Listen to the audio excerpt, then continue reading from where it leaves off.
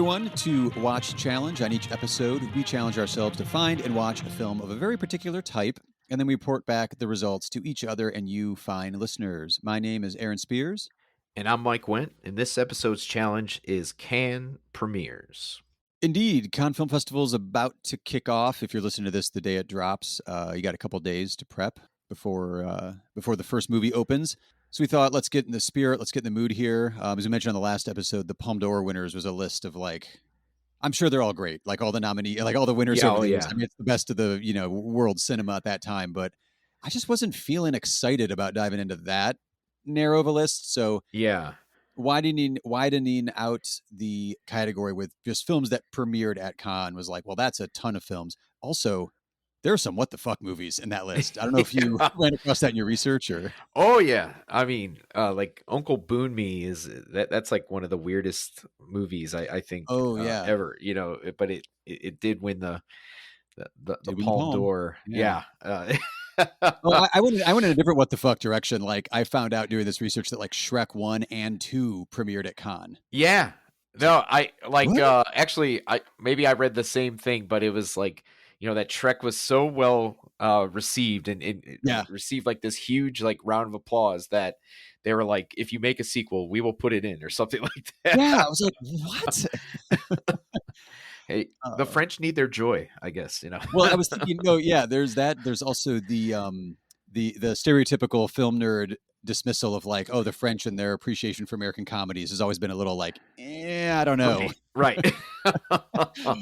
The comedy is also so subjective. I was like, I don't know. But also, I mean, Shrek was legit like groundbreaking animation. Oh, absolutely. It was a lot of fun. Yeah. I mean, and like the writing was sharp. I mean, as the sequels went on, that's when you get a little bit, it kind of milking the cow a little bit. But, I think the most, there was one I when I was researching in 98, that horrible Roland Emmerich Godzilla movie premiered. And I was like, okay, so if you're a big enough studio, can you just buy a spot at Cannes to be like, here's the what's the rationale for debuting Godzilla like 97 or 98 Godzilla at Cannes? Yeah, no, it's a good question because I mean, I know this year like they're showing Top Gun Maverick. They are? I think Oh wow. Yeah, okay. like they're doing a big and I will always butcher these for, the big cross-set premiere, where Tom Hanks will probably or Tom Cruise will probably, land on some kind of helicopter, on the red carpet or something. He should parachute down and land. Mr. He's so obsessed with stunts. That would be amazing.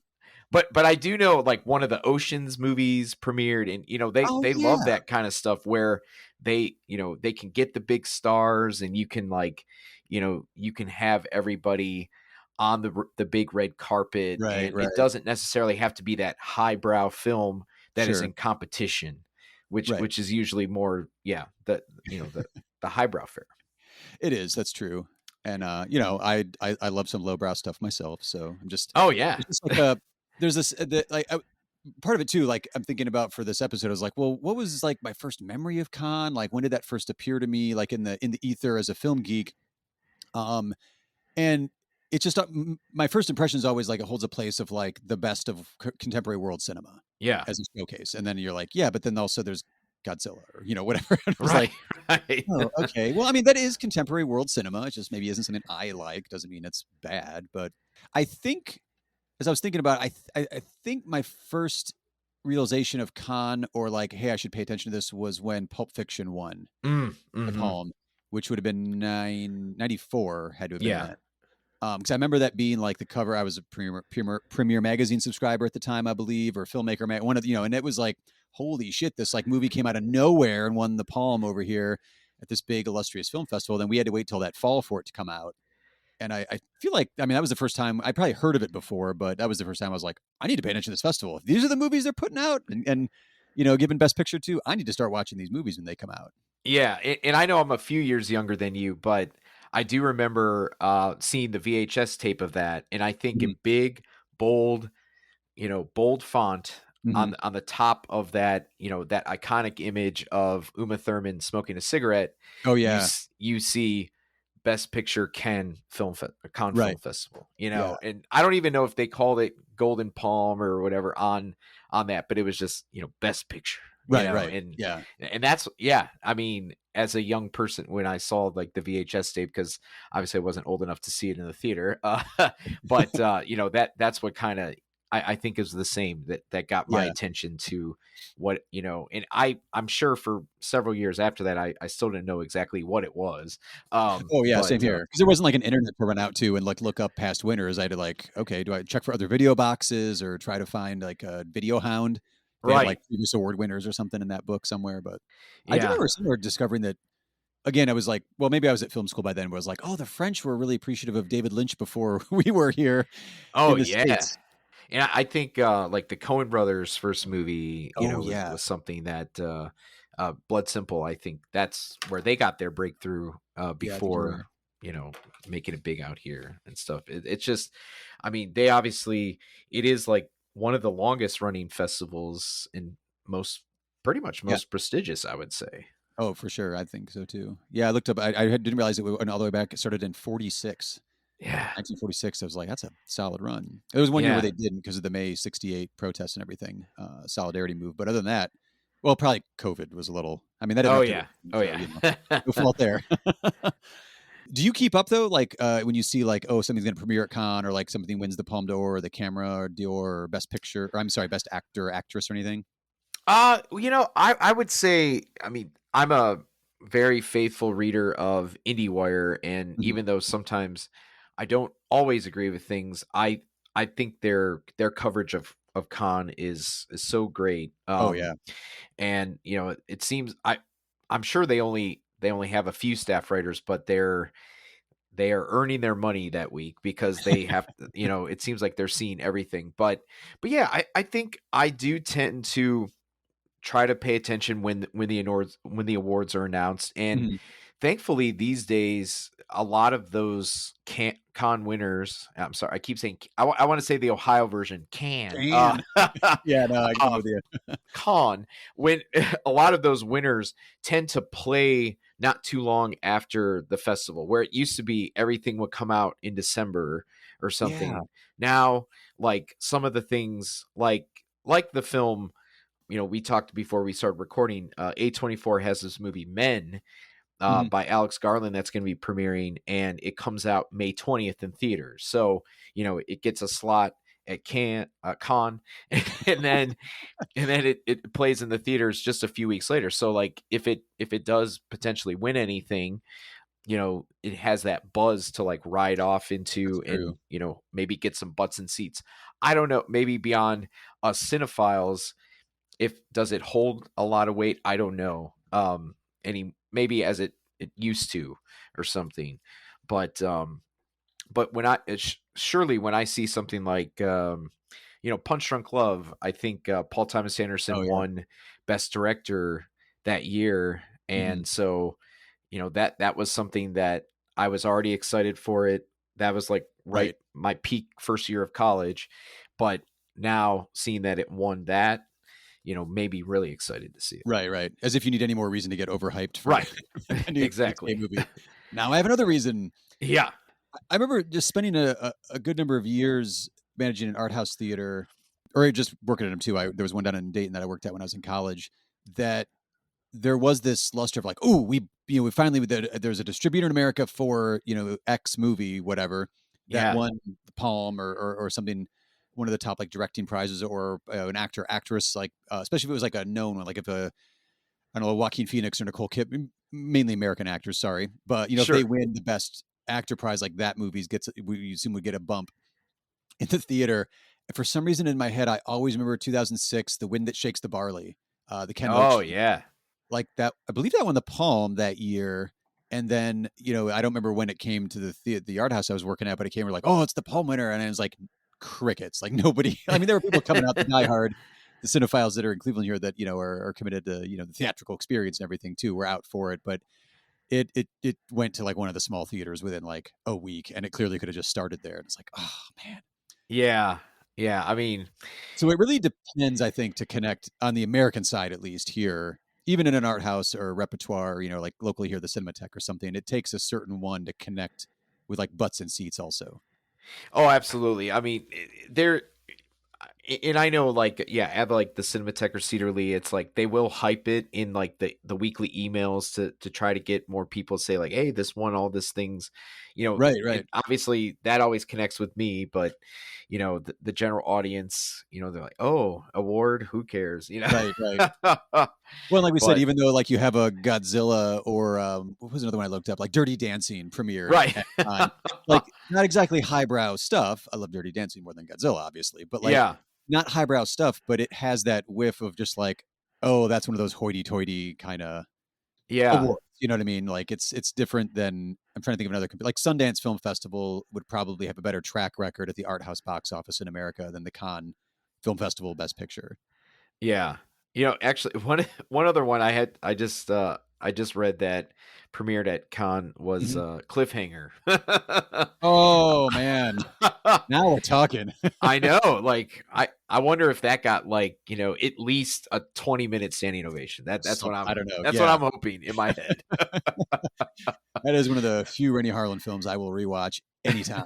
Yeah. That guy does over the top action like nobody. Yeah, that's wild. Yeah, that'd totally be like a time travel fly on the wall. Like I want to just be sitting in that audience watching that movie, Oh, yes. watching that couch, just like scenery. But well, so as we're looking stuff, did you have any honorable mentions that were con premieres that you wanted to shout out? Yeah, I mean, one of the one of the things that I was actually very surprising to me that was a con was a con premiere, and one that it's just I tend to revisit every December. Creep Show, George A. Romero's Oh, Creep Show. that was one of my honorable mentions too. Good Yeah. taste. Yeah, Romero, man. Yeah, I mean, that's it, and I think that movie holds up. I mean, just because Yes. of some of its humor and all that. I mean, it's one of those things that that's why I just like to revisit it a lot. I mean, obviously we've already talked about it, but probably Pulp Fiction is like, Yeah. if for those of the uninitiated who don't know anything about con, I mean, that is probably the standard to say, like, this is a thing that broke there and then took over Hmm. the world, Yeah. essentially. Yeah. um Very much. and then I would also just the most recent winner, Teton, I think is highly worth a watch. It's not for all tastes, um, but it was one of those movies that it kind of floored me when I saw it. Just a few months ago in the Mhm. theater. I was just pinned to my seat. It was advertised as this, the most disgusting movie or something you'll ever see, and I I found it to be not that at all. Like, it was actually quite moving at Mhm. parts, surprisingly. And I know that it did when I think Spike Lee was the juror, I think and so. he Yeah. he kind of had a gaffe where he announced it at the beginning of the ceremony instead of at the end.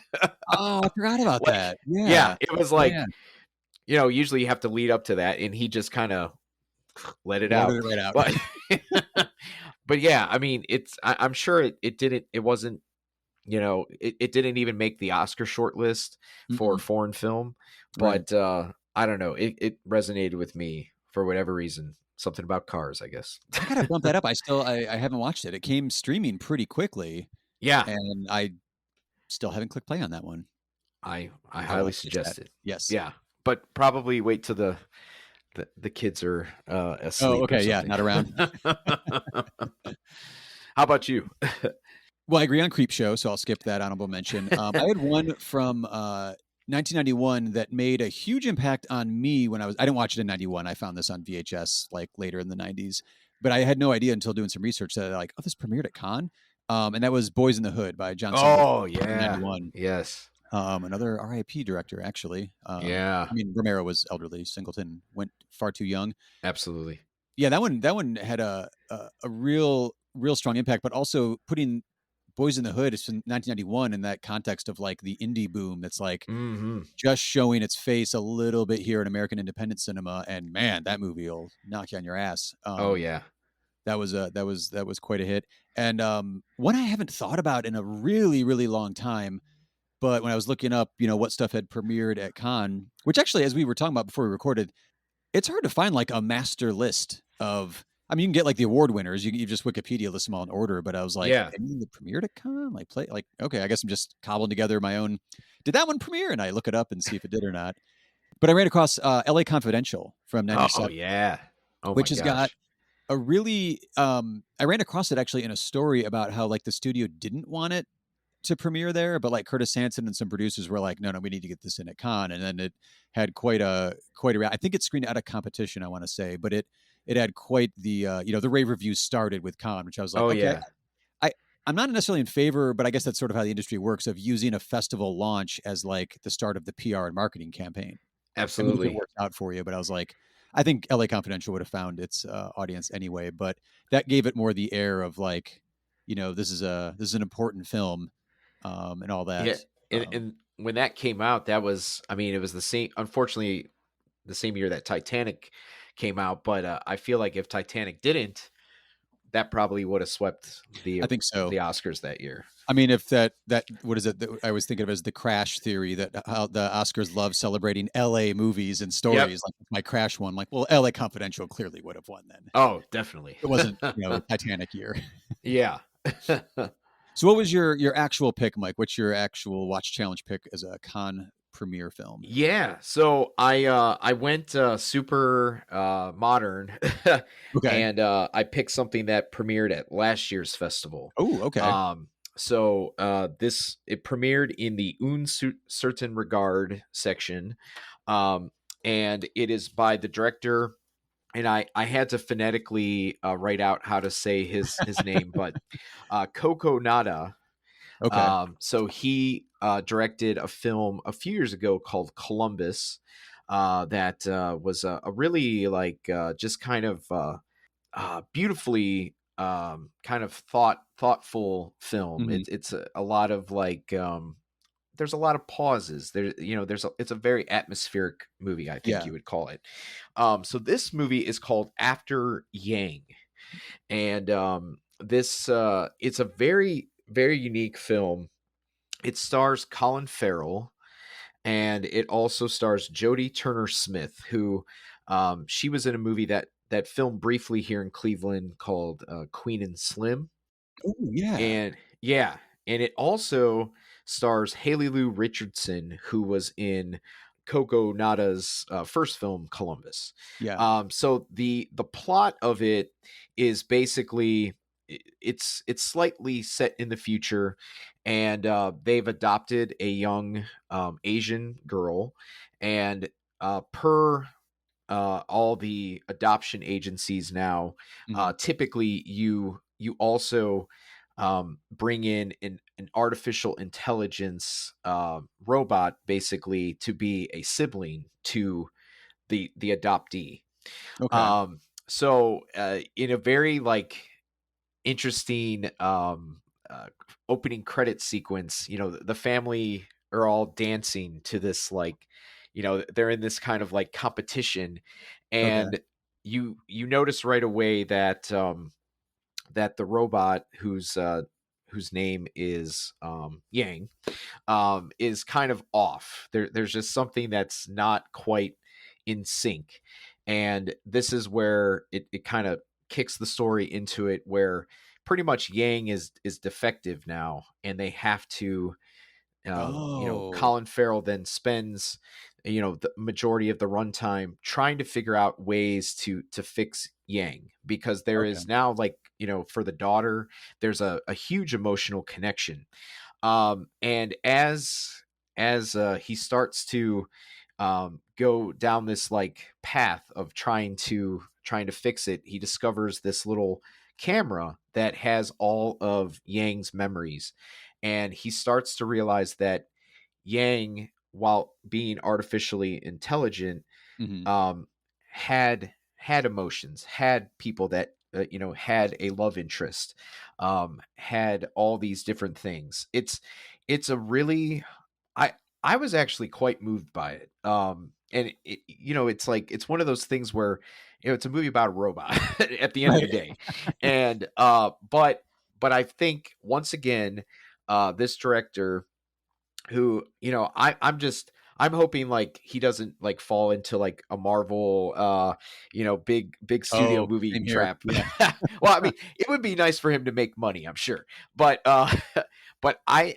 just am I'm very impressed with this director. The way how he controls the frame, the way how he works with the actors is Mhm. just, and it's these movies that they're kind of quiet. There's a lot of, Yeah. once again, there's a lot of thoughtfulness behind them, and it nearly made me tear up, nearly.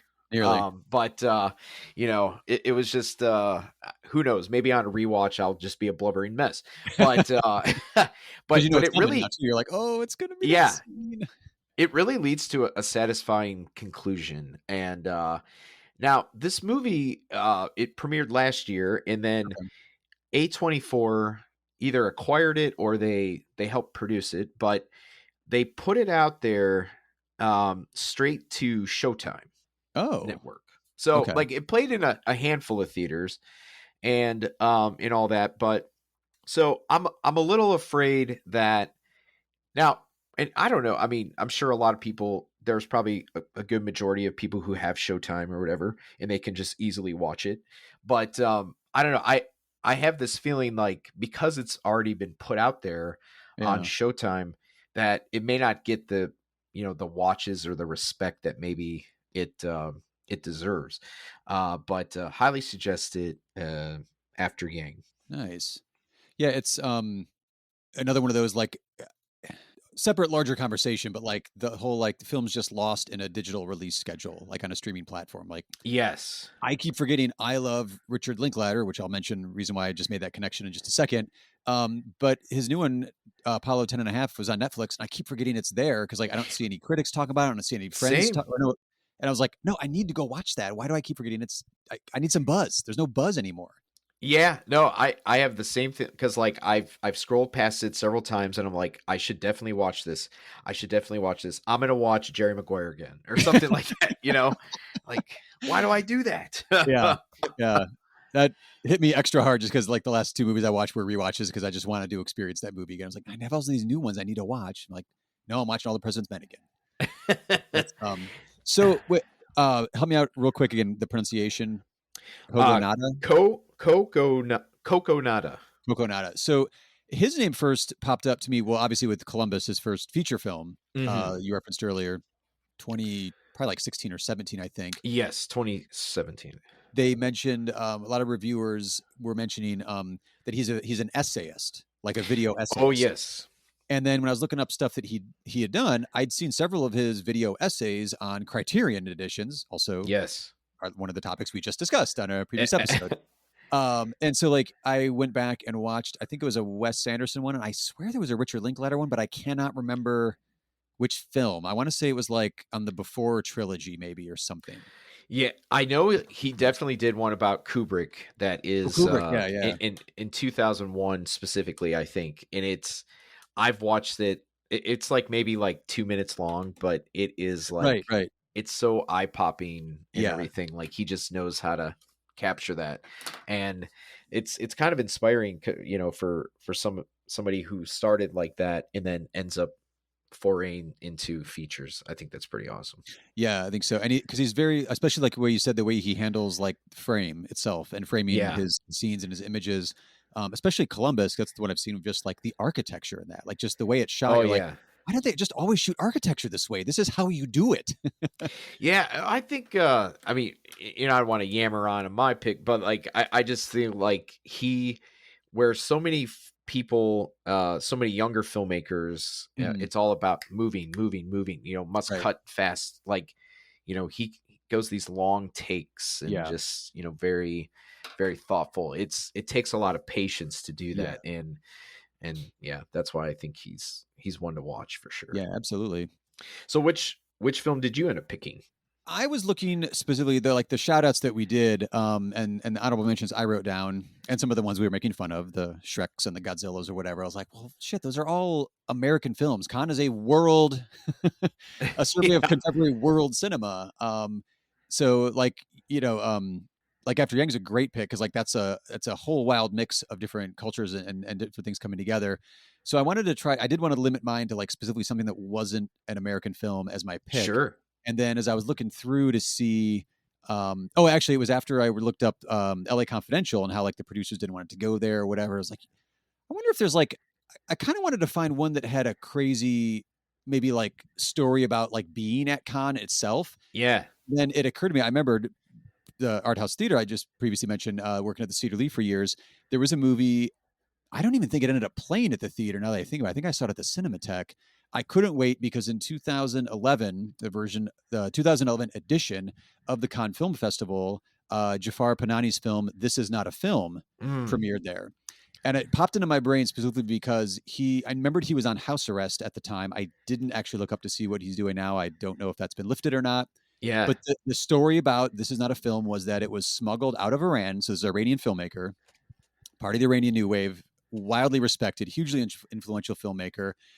He smuggled his finished film, This Is Not a Film, out on a flash drive hidden inside a cake to the Cannes Film Festival. And then they announced, I want to say it was like 7 or 8 days. It was pretty close to when it was going to happen.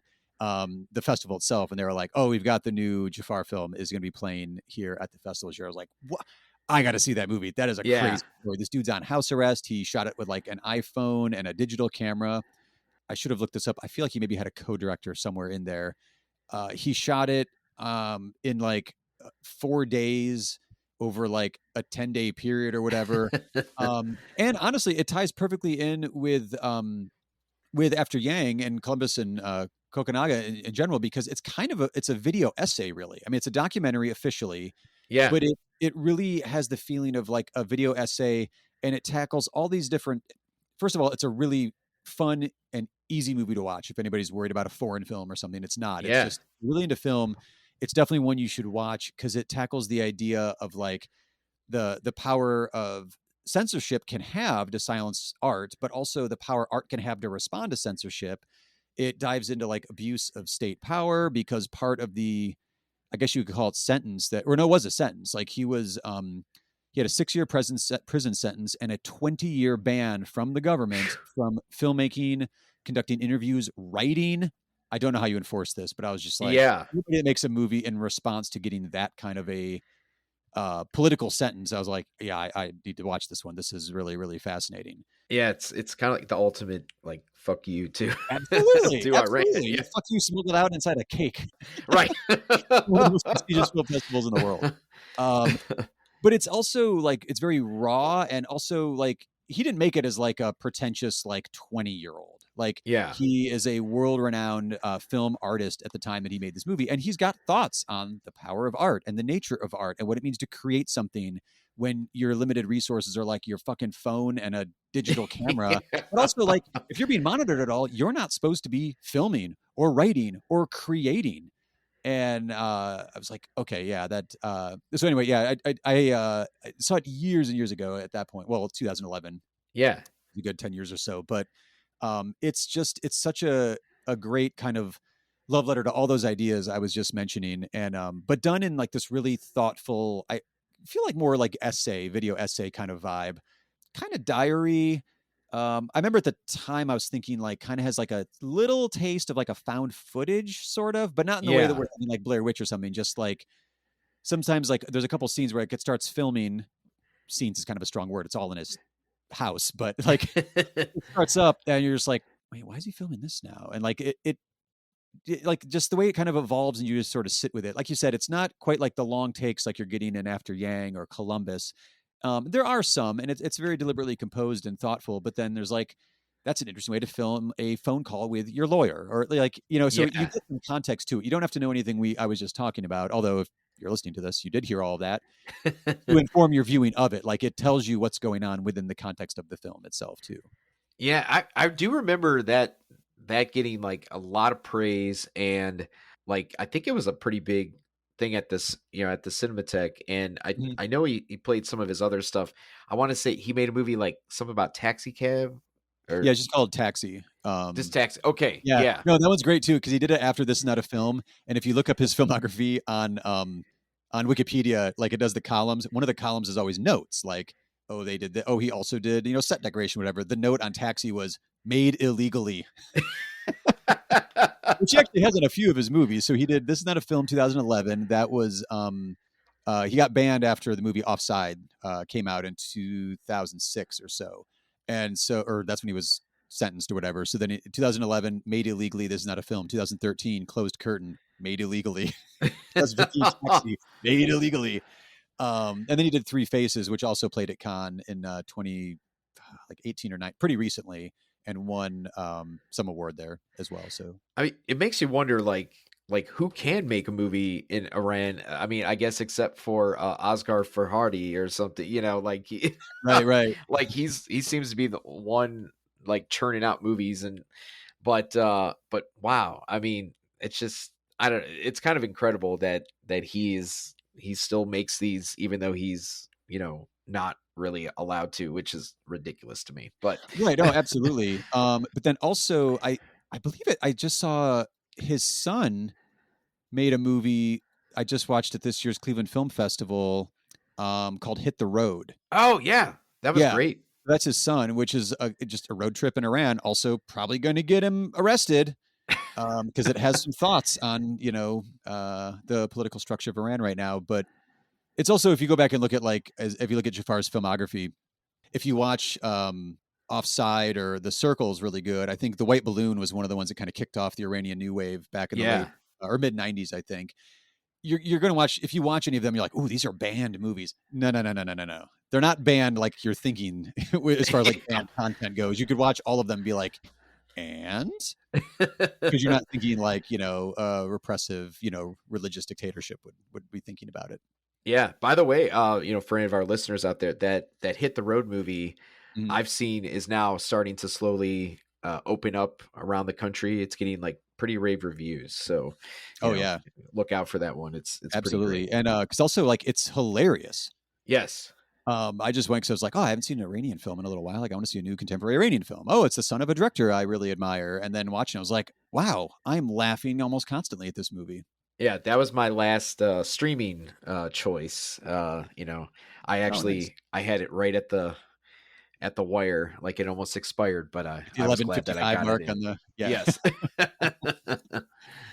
Sweet. Well, Mike, your pick is for our next challenge. Sorry, you're picking the next challenge. So what have you got in store for us for next time? Well, I figured because it's the unofficial start of summer, let's try out Kids on an Adventure movie. I mean, nothing says summer like kids on an adventure. You're on summer break. There's no responsibilities. There's no school. Time to get your friends together and get into some shenanigans. I am. Any parameters for that one, or just? I don't know. I mean, All in the title there. it's gonna be slightly tough, I think, because like I've watched so many of the '80s ones, so Yeah. I might have to dip a little older for this. That's a good point. I immediately was like, I'm going to get nostalgic on this one. That sounds. I'm Yeah, going to go revisit something. But I was like, no, I'm gonna pick something I haven't seen before. I'm going to make that yeah, one of my criteria. But yeah, like, can I go back before my childhood? Like, are there movies from the 50s that are kids on an adventure or something? yeah. Or I might have to go super new. I don't always like to go super new, but I don't know. Netflix seems to be putting out stuff every week that's aimed squarely at kids. So That's true. But also, maybe you want to pick something that's good. yeah, But it's cool. all Well, it's all subjective, Aaron. That's true. That's true. All right. Well, we will find out next time. Talk soon, Mike. Have a good one.